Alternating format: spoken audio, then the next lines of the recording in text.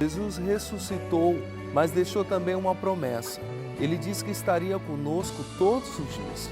E Ele deixou o Consolador, o Ajudador, o Espírito Santo.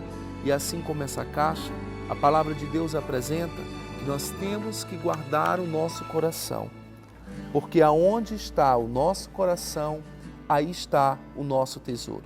E existe muita gente que tem vivido por emoção e ouvido a voz do coração e não tem feito o que a razão pede. E quando você escuta o que Deus tem, você começa a entender o que o coração dele também anseia. E quando você abre mão dos seus sonhos, você entende o que é que Deus tem para você. Talvez a resposta que você precisa está de você não viver aquilo que você realmente quer e morrendo para si mesmo, você começa a entender que só quando a gente abre mão do nosso eu, das nossas vontades, nós começamos a conquistar aquilo que de fato faz a diferença para a nossa vida. Quando você guarda o seu coração em Deus e confia nele, tudo se torna diferente. Independente das diversidades, da dificuldade que você tem enfrentado, o mais importante é que quando você coloca seus sonhos nas mãos de Deus, Ele começa a projetar em você os sonhos dele e você começa a entender o propósito do qual você foi chamado.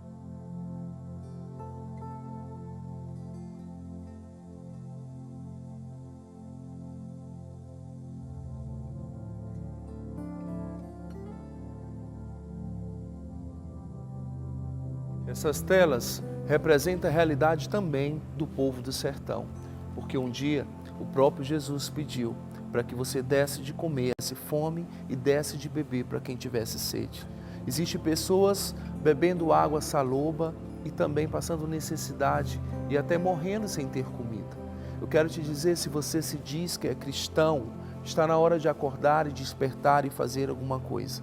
Chega de viver de aparência e de falar de um evangelho que não é vivenciado. Quantos pastores se levantam em busca de ter templos grandes, mas o seu foco não está voltado para aquilo que Cristo deixou um dia. Cristo não preferiu os palácios, Ele preferiu os perdidos. E o que o coração de Deus anseia é pelos perdidos. Esse quadro tem esse jovem que está sendo representado por um jovem da sociedade dos dias atuais, onde ele tem a vida que pensa nos seus prazeres, nas suas vontades e se esquece do próximo. E o próprio Cristo ergue ele, trazendo sobre ele o renovo. E o que está sobre a mão dele é um martelo e um prego.